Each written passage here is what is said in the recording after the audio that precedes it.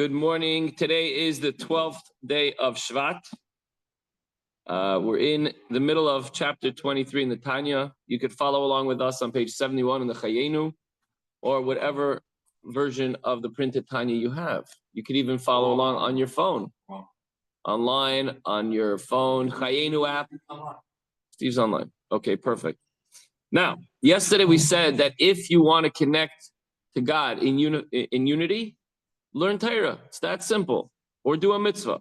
In today's lesson, the Torah in general, and particularly halacha, the Jewish law, is an expression of God's will and wisdom, and one who learns Torah becomes completely merged and united with Or Ein Sof, the eternal light of Hashem.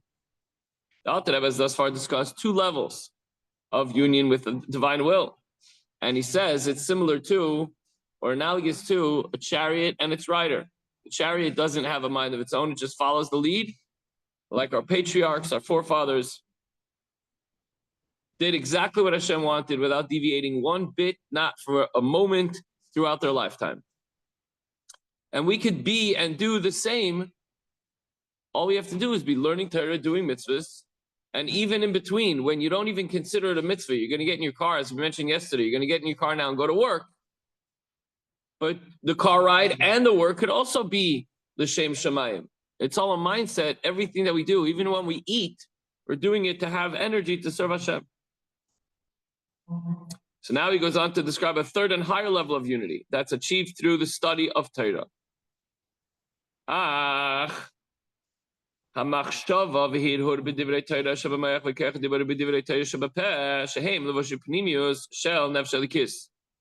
The thought and meditation on the words of Torah, which is accomplished in the brain, and the power of speech engaged in the words of Torah, which is in the mouth, these being the innermost garments of the divine soul, and closer to the soul itself than the faculty of action.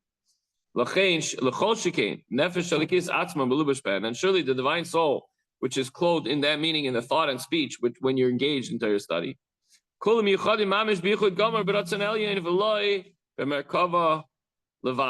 of them are fused in perfect unity with Hashem's will and are not merely a vehicle. Oh, you're just following the leader.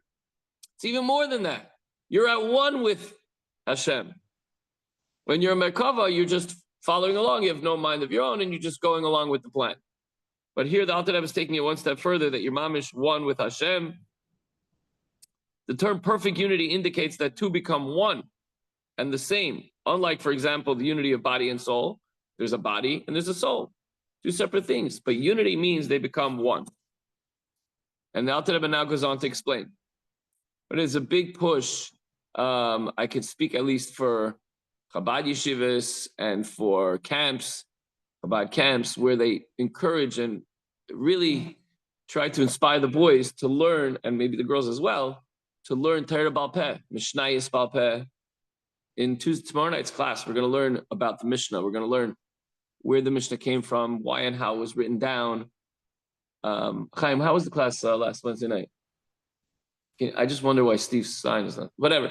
Anyway, I think you'll enjoy it, guys. Tomorrow night you can come to the class. We're going to talk about the Mishnah. It's not like a Gemara class the way you learn a Gemara class, but it gives you the whole background and understanding in a perspective that I didn't even see coming, a lot of the different angles. It's very special. So the point is that we also learn Chassidus Baal Peh, we learn Tanya Baal Peh, and one of the advantages that it brings to the table is that here the Alter Rebbe is saying that if you want to unite with God, you should be learning Torah. So what happens if you don't have your app open, or you don't take your Chayenu with you, or you don't have a big chumash that you're going to haul and schlep along with you wherever you're going? What are you going to do? You're going to be stuck. But if you know Torah Baal Peh, which means you memorize it, then wherever you go, whatever you're doing, you could just say those words and repeat them. And by the way, even if it's not verbatim, every single word, you could go over an inyan in your mind, in your heart, in your mouth. You could discuss it with a friend. So we're like dealing with this shaila now. What happens if you have an old fleishiga blender and you're trying to figure out, I'm dealing back and forth with Aaron now, trying to figure out, if I used it one time, I don't remember if the food was hot, it hasn't been used in a while, can I use it with dairy? By the way, I'm not giving the answer, I'm not even giving the full context of the question, but the point is, if it's halacha, even if it's something, as we mentioned in class Wednesday night, even if it's a mitzvah that you will never have an opportunity to do in your lifetime, like if you're not a Kohen, you're never going to do things that the Kohanim do. Or if it pertains to the Beis HaMikdash, unfortunately, we don't have the Beis HaMikdash now. Okay, so we have to plan for the future. So we got to learn how to do it in the future. But what if it's like some kind of far-fetched scenario that you're never going to come across, and nobody's ever done this particular scenario before? No two people have ever fallen into this particular scenario where my ox gored his ox, and the fence their horns got tangled up in the fence of a neighbor. I'm just making something up. It's like, it's just not going to happen. It never happened. I mean, that's probably more tangible than some of the other ones that come up when it comes to purity and impurity, and when it comes to some of these things. Nevertheless, the possibility of this scenario was developed in the quote-unquote brain of Hashem, that's part of his will and wisdom. And so when we learn that, we become one with him. A chidush, Steve, right? Think about that. Even something that you might not ever do. It might not pertain to you, whether it's in your gender, age range, time period. It's just, but still, this is Hashem's will. The divine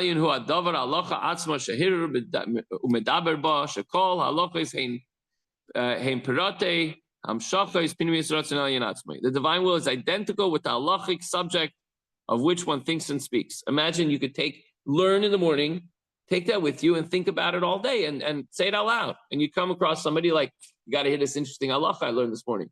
Did you know that if you learn something, even if it's like a foreign mitzvah that doesn't pertain to this generation, something based on Mikdash, still we're connecting to Hashem. Share that. That's halacha. That's an inyan that you can share. That's mamish Torah that connects you to Hashem. And not just that, but you're not just being a chariot, like our obvious and following what Hashem wants you to do. Not that that's wrong. That's a huge level. But it takes it one step further. You're becoming one with God. So that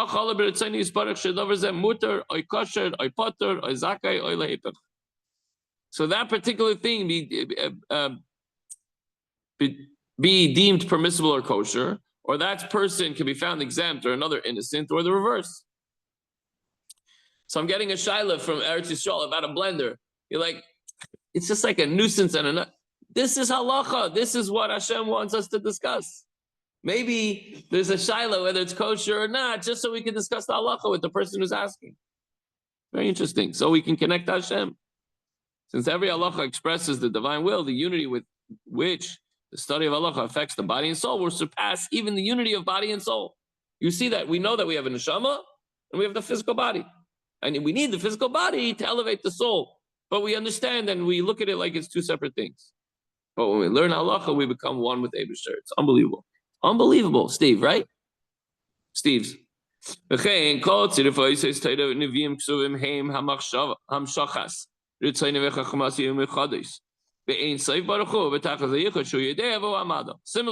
the letters, combinations of the Torah, the Nevi'im and Ksuvim, prophets and writings, are also expressions of Hashem's will and wisdom, which are united with the Oid Ein Sof, the blessed light of Hashem, in perfect unity, since God is the knower and the knowledge and the subject of known.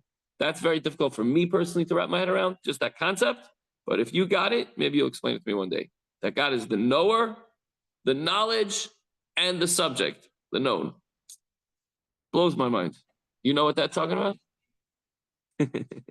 So there's nothing but God. That's what it means. There's nothing but God. Yeah, but that is when the Rambam says that out like that, I always like go. I don't know. I didn't even say that. It's just weird to say it because like the knower, the knowledge, and the subject. He knows, and he's also knowledge. He's the source of. He's also the source of. I get it. I could break it down also.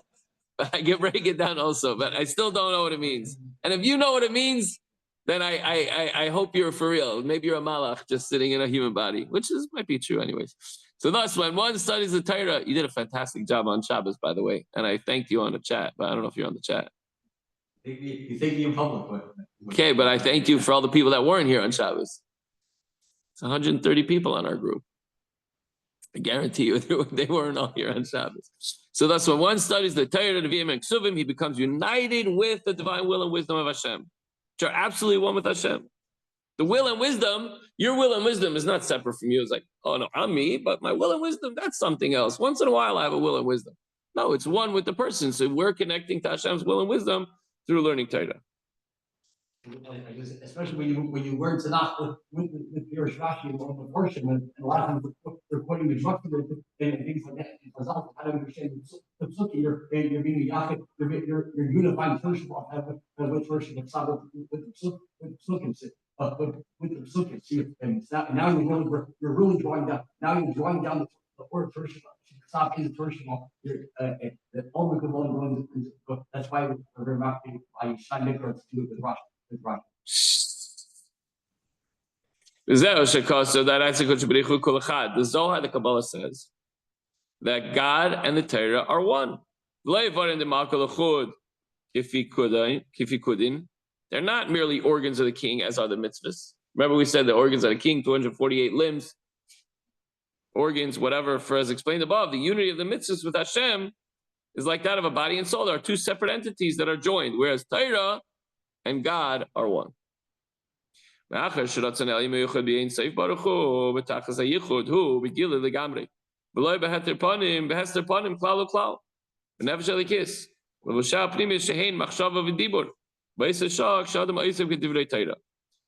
the divine will, which is in perfect unity with Hashem himself, stands completely revealed in the divine soul, when a person, and meaning its thought and speech, when a person occupies himself in the words of Torah. By the way, please, guys, it says the words of, like, you have to say the words. I have a lot of friends, they learn Rambam. It's so easy to just do with your eyes. I can do it so much faster. I fall into that trap once in a while. But when you say the words, it's a whole, that you include so much more. There's breath that comes out of your mouth, where it comes from your lungs, and the tongue and the teeth, everything else. Very important. So when a person occupies himself with words of Torah, and there's nothing obscuring the divine will at the time, when a person studies Torah, the divine will and wisdom contained in it comes into full expression in your soul and in your thought and in your speech. And in your speech. It says speech. So if you don't say it, you're not including speech. It can be in your thoughts, it can be in your soul, but you got to get it out. In words. Read along with me. You have it in there. It follows that at the time, the soul and these garments of thought and speech are truly united with Hashem.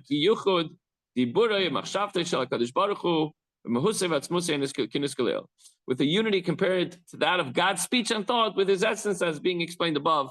Okay, it's a similarity because obviously it's very different. I like to use the expression, it's the same thing but different.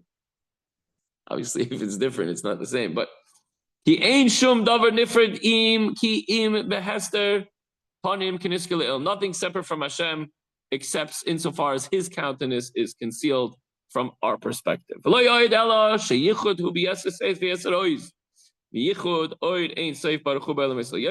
their unity, the unity of the divine soul, is attained through the study of Torah, unity with Hashem, of course, and is even more exalted and more powerful than the unity of God's infinite light with the upper spiritual worlds. The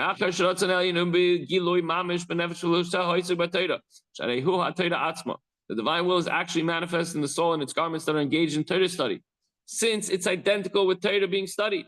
So all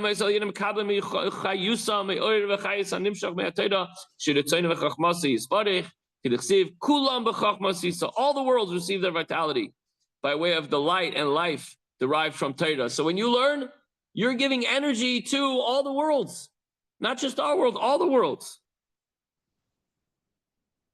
As it says, you have made them all with wisdom. What's God's wisdom? The Torah. God made the world through wisdom. So when we learn the Torah and we're connecting to Hashem, we're helping God, so to speak. We're connecting with God and creating and continuing to create the worlds. So God's wisdom is just the source of vitality for all the worlds. And therefore, God's wisdom, which we said is the Torah, is higher than everything. It must be above the world since it is their source. God looked into the world and created, into the Torah and created the world. In fact,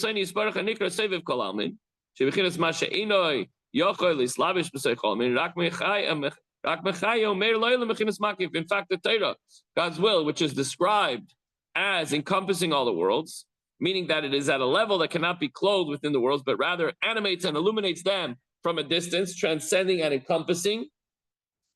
And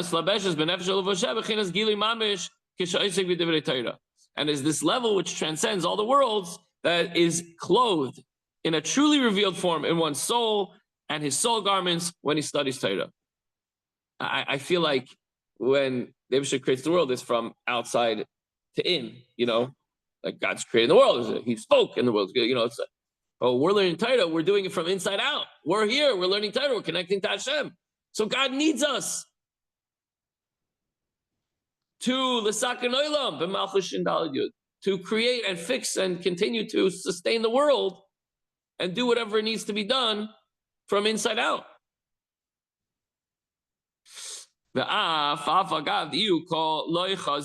Even though he does not see it, a person doesn't see when he's studying Torah that he's unifying with God and he's sustaining the world. We don't see that, right? We're just, who am I? I'm just saying, Apostle Torah Tzivulanu Moshe Kilos Yaakov Shema Yisrael Hashem. How am I doing anything? How am I affecting anyone? Sometimes nobody even hears me say it. Oftentimes.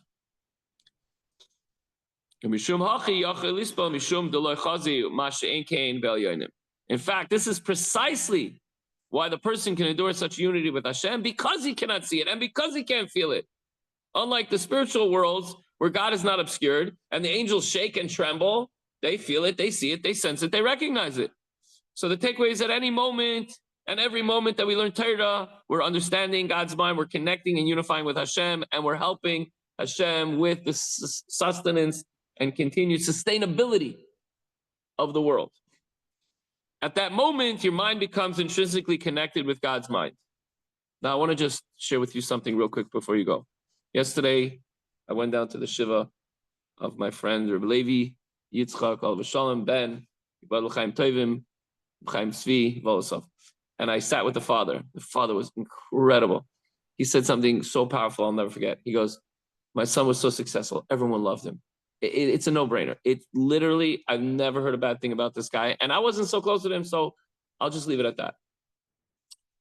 But his father said that this past Shabbos, not this one, but right before he passed away, he went to Sharon, Massachusetts, where the father is a shliach.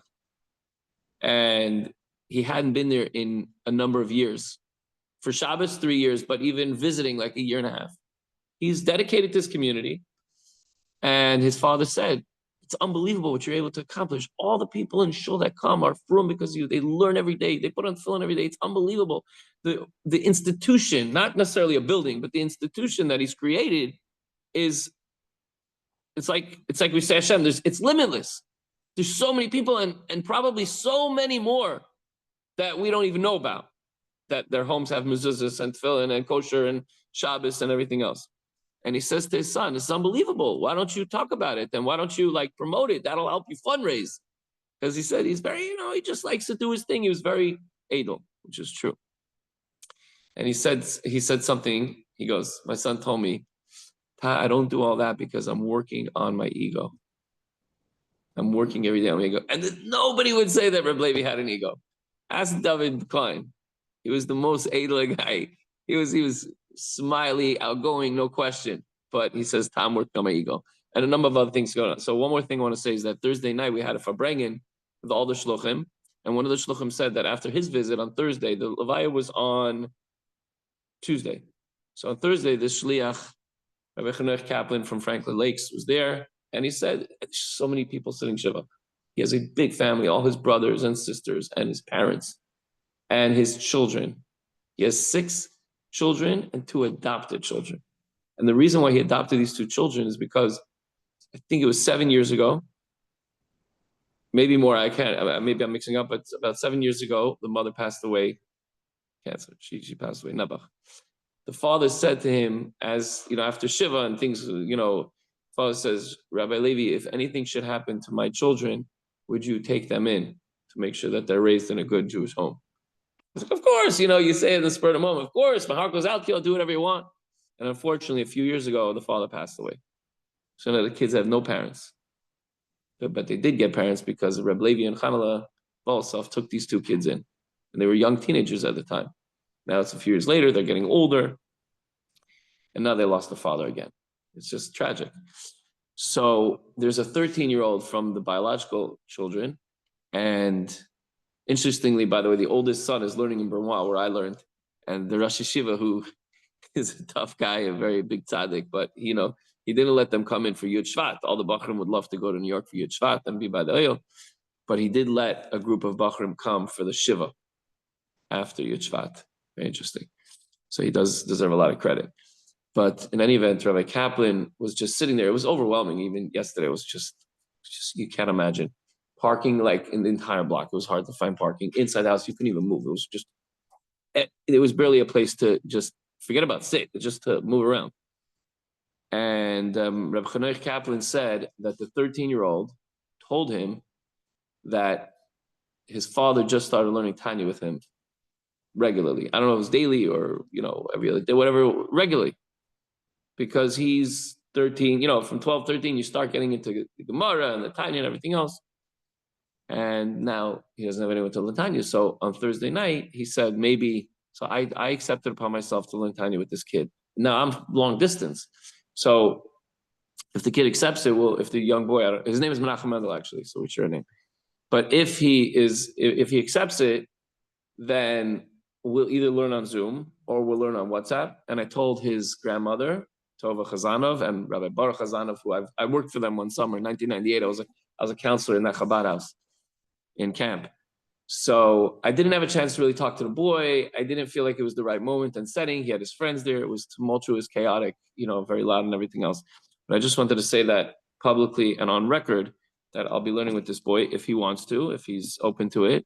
And so what Chanoich said and what we were saying in the Rabbi Kaplan, I should say, and what we said in the Farbrengen was that this family adopted 2 children. And now it's our responsibility to adopt their children. Obviously not literally, because they have a healthy mother who's an amazing, amazing, strong person. I was at the funeral. She was standing with the kids. I mean, obviously she's emotional, but she's just, the inner strength of that woman is unfathomable, unbelievable, incredible. And she has a big task at hand now to raise. She's pregnant. She's due, I don't know, but it's just like unbelievable. And then she's seeing all these people just come through, and it's a lot. Steve, you said Shiva not long ago, and you would think, oh, you're just sitting there, like, how hard could it be? It's exhausting. So, like, until the doctor tells her go lay down, she's due soon. But in any event, Hashem should give them all strength, and we should see the coming of Mashiach very, very soon. And at the end of days, there will be Tchias HaMesim, where all of our loved ones will be returned to us, and we'll be able to see Reb Levi. He'll be united with his family. May that be b'mheira b'yameinu. Amen.